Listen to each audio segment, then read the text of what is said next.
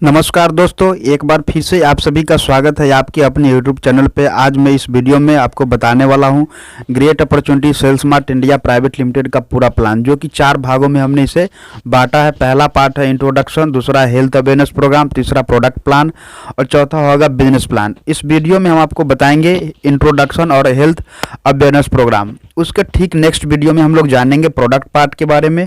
ठीक उससे नेक्स्ट वाले वीडियो में हम लोग देखेंगे बिजनेस पार्ट। यानी कि कुल मिलाकर के ये वीडियो आपको 3 भाग में मिलेगी और ये तीनों वीडियो देख लेते हैं तो आपको ये पूरा great opportunity sales mart India private limited का हेल्थ पार्ट, प्रोडक्ट पार्ट और बिजनेस पार्ट आपको समझ में आ जाएगा।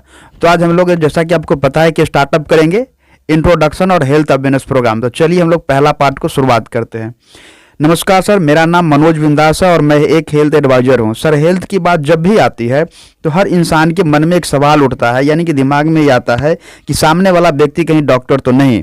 लेकिन एक बात मैं स्पष्ट कर देता हूं कि मैं कोई डॉक्टर नहीं हूं। सर, जैसा कि आपको पता है कि हमारे शरीर में जो बीमारी लगती है वो डिजीज 2 प्रकार की होती है। पहला होती है जनरल डिजीज, दूसरा होती है लाइफ स्टाइल डिजीज। और लाइफ स्टाइल डिजीज होती है तो हम जाते कहाँ हैं, यानी कि जब हमें जनरल डिजीज होती है तो उसके लिए हम आप जाते हैं डॉक्टर के पास में। जैसा अब समझते हैं कि हम कैसे समझेंगे कि जनरल डिसीज क्या है। जैसे हमें कट फट जल जाता है तो हम जाते कहाँ हैं, डॉक्टर के पास में, यानी कि जो ये चीज़ हुआ जनरल डिसीज। दूसरा होता है अपना लाइफ स्टाइल डिजीज, और दूसरा जो लाइफ स्टाइल डिजीज है वो होती है हमारे आपके खान पान की वजह से। जैसे हमें चोट लग जाता है, अब समझते हैं लाइफ स्टाइल डिजीज के बारे में। जैसे हमें चोट लग जाता है तो हमारी जो माँ होती है वो हमें दूध हल्दी मिला के देती है, एंटीबायोटिक का काम करती है, जो हमकी बहुत ज़्यादा राहत देता है। या जब हम लोग खेल करके आते थे बचपन में तो हमारे जो घर में बुजुर्ग होते थे वो कहते थे कि बेटा अभी स्नान मत करना या ठंडा पानी मत पीना, नहीं तो बीमार पड़ सकते हो। सोचने वाली बात है, क्या वो डॉक्टर थे? नहीं। तो सर, यहाँ से जो हेल्थ की अवेयरनेस के बारे में हम लोग जानकारी लेंगे वो हम कुछ पिक्चर के माध्यम से आपको जानकारी शेयर करेंगे और हम लोग 1 to 1 करके सारी पिक्चर के माध्यम से समझेंगे कि हमें क्या क्या चीज़ करने की जरूरत है और हमें कैसे कैसे क्या चीज़ होती है लाइफ स्टाइल डिजीज में। तो जैसा कि आप सभी को पता है कि हमारा जो मानव शरीर है वो इन्हीं सब तत्वों से मिल करके बना हुआ। जैसे आप देख रहे हैं, पानी, carbohydrate, fat, protein, vitamin, mineral, fibre. इसमें से किसी भी चीज़ की कमी या बढ़ जाने की वजह से अपने शरीर में डायबिटीज, ब्लड प्रेशर, पाचन तंत्र विकार, तंत्रिका विकार, हृदय रोग, ज्वाइंट की प्रॉब्लम हो जाती है, आंखों की समस्या, शरीर में दर्द, याददाश्त की प्रॉब्लम, बाल झड़ना, इस प्रकार की कई सारा समस्या अपने शरीर में आना चालू हो जाता है। लेकिन हमारा जो मानव शरीर है, मानव शरीर में जो बीमारी लगती है और बीमारी की जो प्रक्रिया होती है वो कुछ इस हिसाब से होती है कि आप देख रहे हैं एटम सेल से बना हुआ है, सेल टिश्यू से, टिश्यू ऑर्गन से, तब जाकर के हमारा यह मानव शरीर बना है। और इन सभी बनने की वजह से जो हमारा मानव शरीर का रचना है, इसके अलावा अगर हम सर बात करें जो हमारे शरीर में बीमारी लगती है वो भी इसी प्रक्रिया से गुजर करके तब हमारे आपके शरीर में पता चलता है कि हम बीमार पड़ गए। लेकिन ये एक WHO का सर्वे रिपोर्ट है कि यहाँ पे बताया जा रहा है कि आप वास्तव में स्वस्थ है, ये आप खुद से एनालाइज कर सकते हैं। और ये 10 व्यक्ति के ऊपर सर्वे लिया गया है जिसमें से पता चला कि 10 में से 1 व्यक्ति स्वस्थ है जो 18 साल से कम उम्र के व्यक्ति है, और देखा गया कि 1 व्यक्ति बीमार है और 8 व्यक्ति को देखा गया नॉट हेल्दी, यानी कि वो अस्वस्थ है। इस प्रकार से ये 10 व्यक्ति का सर्वे रिपोर्ट लिया गया है। अब सबसे खास बात है कि WHO का जो अलर्ट है ये तो और भी चौंकाने वाली बात है। जैसा कि आप लोग देख रहे हैं कि आज भारत दुनिया की मधुमेह की राजधानी है, जिसका न्यूज आप लोग कहीं ना कहीं न्यूज़पेपर में, टीवी में कहीं ना कहीं से सुने होंगे जरूर कि भारत दुनिया की मधुमेह की राजधानी है। बात करें तो भारत आज दुनिया की कैंसर की भी राजधानी होते जा रही है। बात करें सर, अधिकांश भारतीय दिल की बीमारी के कारण मर रहे हैं, कई भारतीयों को पाचन संबंधी विकार हो रहे हैं। बात करें तो भारत में 6 में से हर एक व्यक्ति को अपने जीवन काल में कभी न कभी मस्तिष्क विकार रहा होगा। अभी देखिए कि पहले में और अभी में अंतर क्या हो गया। तो पहले आप देखते थे कि बच्चे का जन्म नॉर्मली घर पे होता था, घर पे जन्म होने के बाद जड़ी बूटी का सेवन क्या करते थे, एक्सरसाइज योगा करते थे, नतीजा ये होता था सर कि 110 साल 120 साल जिया करते थे। लेकिन आज उल्टा हो गया। आज बच्चे का जन्म बात करें तो 70 to 80% बच्चे का जन्म तो नॉर्मली हो ही नहीं रहा है, और जन्म होने के बाद आज खान पान कुछ इस प्रकार से हो जा रहा है। नतीजा ये होता है कि कुछ ही समय में उनके शरीर में कुछ इस हिसाब की बीमारी लग जाती है, जो नतीजा ये होता है कि जहां पहले 110 साल 120 साल लोग जीते थे, आज 60 साल 70 साल से ज्यादा जी नहीं पा रहे हैं। अब अपने साथ में गलत क्या हुआ? गलत ये हुआ कि जो जीवन शैली से हमें आपको जुड़ा हुआ है कि अपने साथ में गलत ये हुआ कि हमें अपने शरीर को चाहिए कुछ और है और हमें मिल कुछ और रहा है। जैसा कि आप लोग देख रहे हैं कि हमें शरीर की जरूरत है विटामिन, खनिज पदार्थ, कार्बोहाइड्रेट, रेशे, प्रोटीन, अमीनो अम्ल, एंजाइमों, जड़ी बूटी, पानी। लेकिन आज हमें मिल क्या रहा है? जो हमें आपको शरीर को रोज के रोज मिल रहा है वो मिल रहा है मांस, पशु उत्पाद, उबली हुई सब्जियां या फल, नमक, चीनी, कोलेस्ट्रॉल, कैफीन, शराब, दवा, खाद्य, कीटनाशक, ये सभी के सभी खाद्य व्यसन, इस प्रकार के सभी प्रॉब्लम की वजह से आज अगर बात करें तो हमारे शरीर में कुछ अलग हिसाब किताब की समस्या बन रही है। अगर आज हम बात करें तो अपने मिट्टी में पोषक स्तर के भी अभाव हो रहा है, खाना बनाने की प्रक्रिया चेंज हो गई। बात करें आज भंडारण परिवहन का भी, मतलब इस सीजन का इस उस सीजन में आपको देखने को मिलता है कि फल आपको मिल रहा है आपके मार्केट में, यानी कहीं ना कहीं उसका भंडारण हो रहा होगा। इसके वजह से आज अपने शरीर में कई सारी परेशानी बन के आ रहा है। अब जैसा कि आप सभी को पता है कि जो पहले की बीमारी होती थी वो कुछ इस प्रकार से होती थी: मलेरिया, डिप्थेरिया, चेचक, प्लेग, चिकन पॉक्स, हैजा, काली खांसी, यक्षमा। ये जो सभी के सभी बीमारी होता था ये होता था बिल्कुल सूक्ष्म जीव के काटने से। लेकिन आज आपको पता है और भला हो मेडिकल साइंस का कि अब ये सब बीमारी देखने सुनने को नहीं मिलता। लेकिन अब एक नया बीमारी आ गया और नया बीमारी कुछ इस प्रकार से है जैसे कि आप लोगों को पता है दम्मा, मधुमेह, कैंसर, हाइपरटेंशन, गठिया, मोटापा, भूलने की बीमारी। ये सर सभी के सभी तमाम बीमारी आज अपने मानव शरीर में आ रहा है। बात करें तो आप देख रहे हैं कि किसान भाई साहब फसल में छिड़काव कर रहे हैं। अगर हम बात करें तो दुनिया भर में 1000 से अधिक कीटनाशकों का उपयोग किया जाता है ताकि यह सुनिश्चित किया जा सके कि भोजन कीटों द्वारा क्षतिग्रस्त या नष्ट नहीं किया गया। प्रत्येक कीटनाशक के अलग अलग गुण और विषैले प्रभाव होते हैं। WHO के आंकड़े के अनुसार 2012 में दुनिया भर में अनजाने विषाक्तता में 1,93,460 लोग मरे हैं। इन मौतों में से 84% की अगर हम बात करें तो मध्यम आय वाले देशों में हुई है। उसी वर्ष अनजाने विषाक्तों में 10.7 मिलियन से अधिक स्वस्थ जीवन बीमारियों का शिकार बना है। उदाहरण के लिए अनुमान है कि कीटनाशकों के प्रभाव के कारण हर साल 3,70,000 से ज्यादा मौतें होती है। आप कल्पना कर सकते हैं कि कितना अपने शरीर में ये कीटनाशक जो है जो हम फसल में छिड़काव कर रहे हैं वो अपने लिए कितना आरामदायक है कि कितना नुकसानदेह है, आप सभी के सभी व्यक्ति समझ सकते हैं। उसके बाद आप देख रहे हैं कोल्ड ड्रिंक। ये कोल्ड ड्रिंक आज अपने घर का वेलकम ड्रिंक बन गया है। लेकिन सवाल उठता है कि एक 600 ml की बोतल में 16 चम्मच चीनी का मात्रा होता है। ये कोल्ड ड्रिंक हम आप जाने अनजाने में बड़ी आसानी से पी जाते हैं। लेकिन समझने वाली बात है कि एक नॉर्मल से इंसान को 16 चम्मच चीनी दिया जाए खाने के लिए तो शायद वो खा नहीं पाएंगे।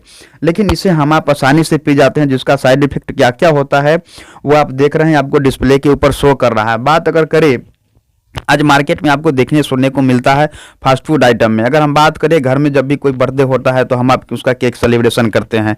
बात करें अगर हम आज जा रहे हैं मार्केट में, हमें आइसक्रीम खाने का मन होता है और आपको पता है कि आइसक्रीम दूध से बनता है। लेकिन अगर दूध से बनता है तो कोई भी गाय भैंस ऐसी नहीं है जो दूध काली पीली नीली दे।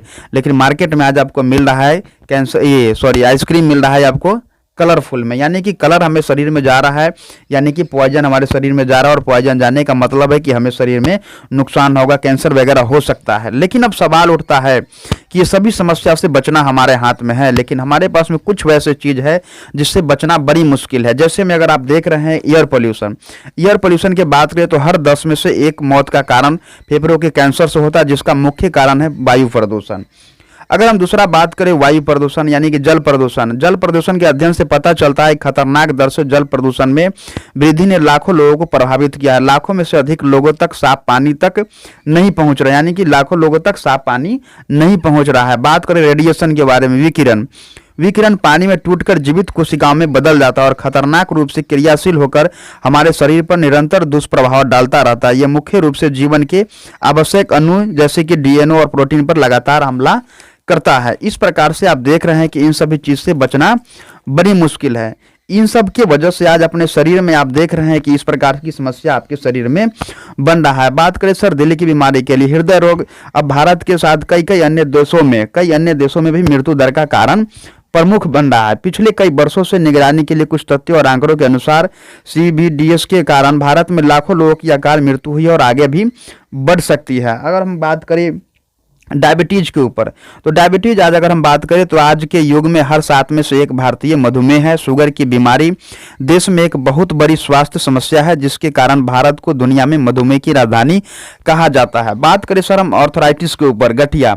संयुक्त यूरोप और उत्तरी अमेरिका की तुलना में भारत में गठिया के रोगी अधिक पाया गया है। बात करें सर मोटापा के ऊपर, तो अगले 10 साल में भारत में 50% से ज़्यादा लोग मोटापे के शिकार हो जाएंगे। बात करें सर हाइपरटेंशन, कई युवा और स्कूल जाने वाले बच्चे आज हाइपरटेंशन के शिकार होते जा रहे हैं। बात करें सर कैंसर के ऊपर, तो कैंसर तीसरा सबसे बड़ा हत्यारा है, जिसमें पिछले कुछ वर्षों में कई लोगों ने अपनी जान गंवाई है। कैंसर के मामले में दिन प्रतिदिन रोगी बढ़ रहा है। बात करें ऑर्थराइटिस के बारे में, ऑस्टियोपोरोसिस के बारे में, तो भारत में ऑस्टियोपोरोसिस के कई मामले पाए जाते हैं। 50 वर्ष से अधिक आयु के लाखों नागरिक इस बीमारी से जूझ रहे हैं, खास करके महिलाओं। बात करें एलर्जी के बारे में, तो वर्तमान में भारत की लगभग 20 से 30% आबादी एक या अधिक एलर्जी रोगों से ग्रस्त है और संख्या इसकी बढ़ रही है। जिस तरह से ये हो रहा है, हम मानते हैं कि 2050 तक सभी नागरिक में से लगभग 50% को किसी न किसी तरह की एलर्जी होगी। बात करें सर स्टोन प्रॉब्लम, पथरी की समस्या, प्रत्येक 20 में से एक व्यक्ति अपने जीवन काल में गुर्दे की पथरी से ग्रस्त होता है। बात करें गायनिकल प्रॉब्लम, कई भारतीय महिलाएं पिछले कुछ वर्षों में स्त्री रोग संबंधी बीमारियों की हल्की संख्या का अनुभव करती है। लगभग 40% महिलाओं को 30 की शुरुआत में रजोनिवृत्ति के संकेतों का अनुभव होता है। यह चौंकाने वाली बात यह है कि दुनिया भर में महिलाओं औसतन 51 साल की उम्र में स्त्री रोग से तक पहुंचती है। बात करें सर लीवर के ऊपर, प्रत्येक राज्य में हर 5 में से एक व्यक्ति को कुछ न कुछ लीवर की शिकायत है। अनुमानित 30,000 लोग हर साल टर्मिनल यकृत रोग और यकृत कैंसर से मर रहे हैं। भारत में मृत्यु के शीर्ष 10 कारणों में लीवर की बीमारी है, जो सभी आयु वर्ग के लोगों को प्रभावित करती है। अब सवाल उठता है कि सर ये सभी जो बीमारी होती है, ये बीमारी का इलाज करवाने के लिए हम आप कहाँ जाते हैं? तो हम आप जाते हैं एलोपैथ डॉक्टर के पास में।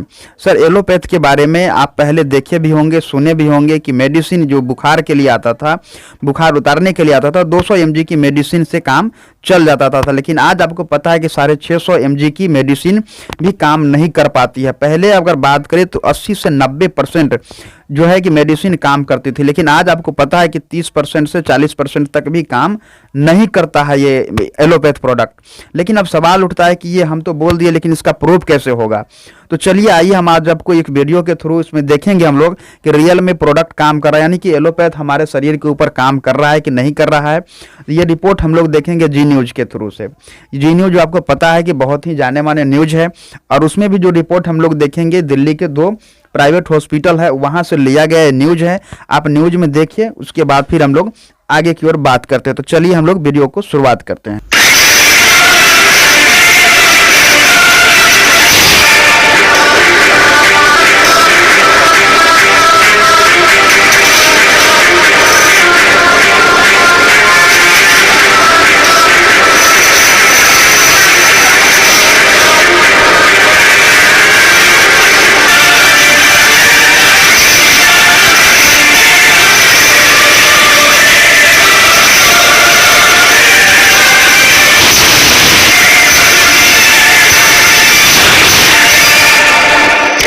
देश के 121 करोड़ आबादी पर ऐसा जानलेवा खतरा मंडरा रहा है जिसका नतीजा सिर्फ मौत है, और वो खतरा है दवाओं के बेकार हो जाने का।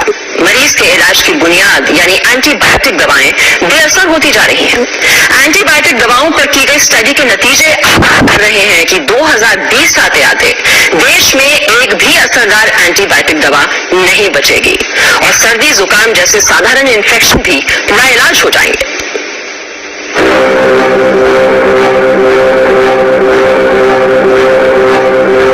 देश की 121 करोड़ आबादी पर ऐसा जानलेवा खतरा मंडरा रहा है जिसका नतीजा सिर्फ मौत है, और वो खतरा है दवाओं के बेकार हो जाने का।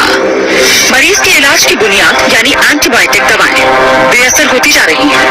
एंटीबायोटिक दवाओं पर की गई स्टडी के नतीजे आगाह कर रहे हैं कि 2020 आते आते देश में एक भी असरदार एंटीबायोटिक दवा नहीं बचेगी, और सर्दी जुकाम जैसे साधारण इन्फेक्शन भी लाइलाज हो जाएंगे।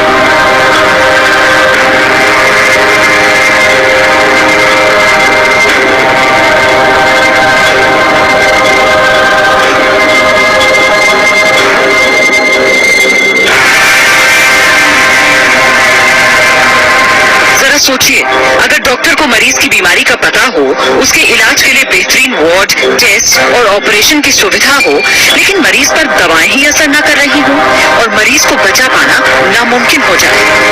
ये सिर्फ ख्याल नहीं है, ये वो डरावनी हकीकत है जिसका तोड़ डॉक्टर अभी तक नहीं तलाश पाए।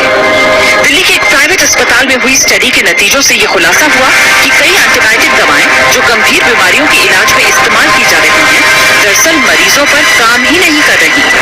अस्पतालों में मरीज बेमौत मरने को मजबूर हैं।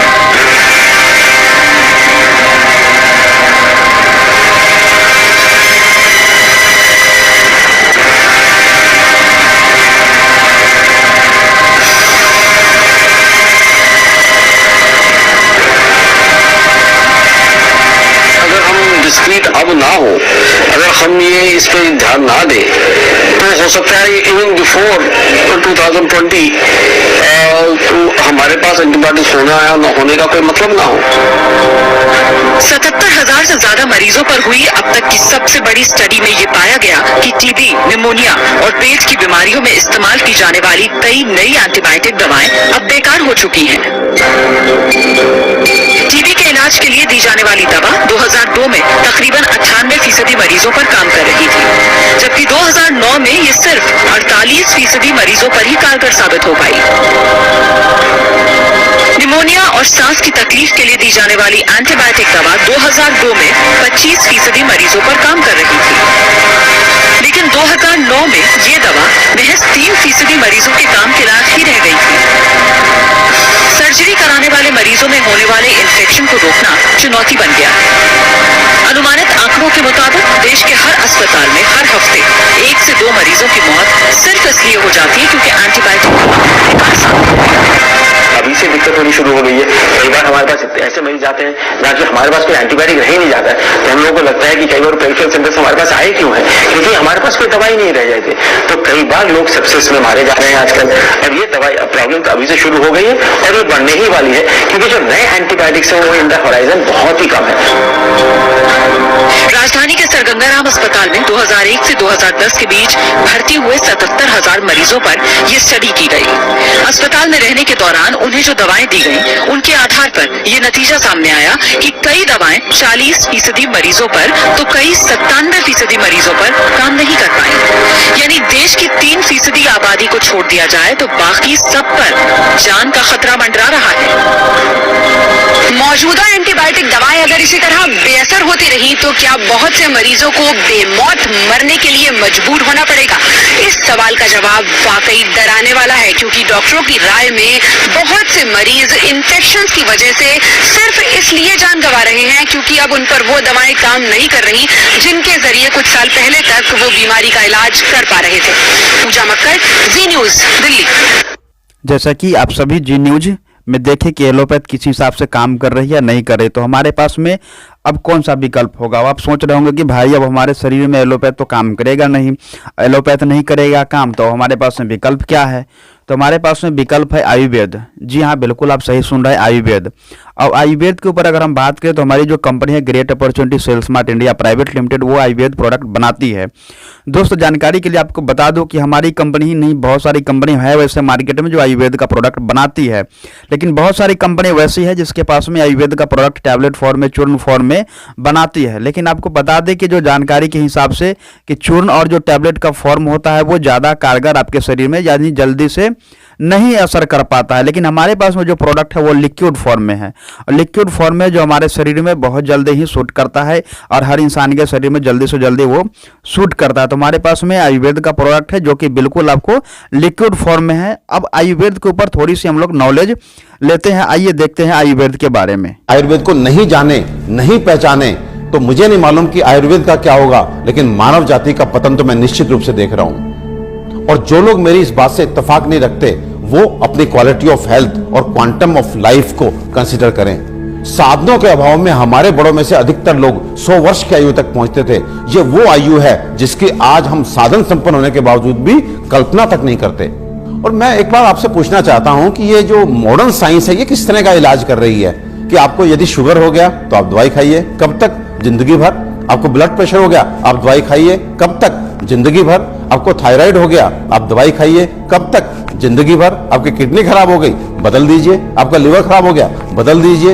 आपको गांठ हो गई, गांठ डालिए।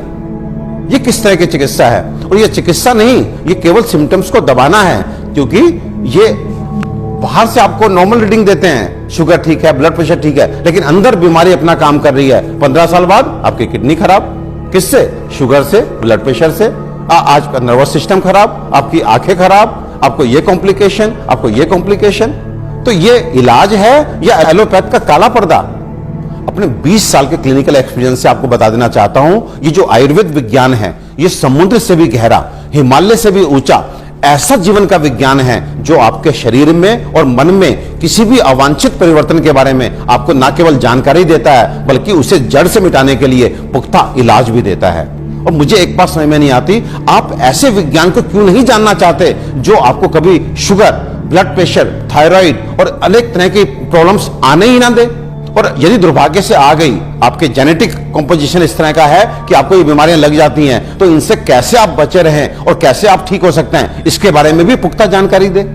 मित्रों, आयुर्वेद सबसे पहले स्वस्थ से स्वास्थ्य रक्षण के लिए आपको ऋतुओं के हिसाब से आपको क्या खाना चाहिए, क्या पीना चाहिए, किस तरह की जीवनचर्या आपकी होनी चाहिए, ये सब सिखाता है। और उसके बाद अनफॉर्चुनेटली यदि आप बीमार पड़ते हैं तो यहां पर लाखों दवाओं का वर्णन है, जिसमें आपकी काष्ठ औषधियां यानी कि जड़ी बूटियों से बनी औषधियां, आपकी मिनरल्स यानी कि खनिजों से बनी औषधियां, रस औषधियां, इतनी सारी औषधियों का वर्णन है जो आपके उन बीमारियों के लिए भी आपको इलाज देती हैं, जिसमें आज का मॉडर्न साइंस जो है अपने हाथ खड़ा कर देता है। आज फैली किसी भी विषाणु जनित बीमारी के लिए वेंटिलेटर्स का इंतजाम मॉडर्न साइंस करता है। केवल किस लिए?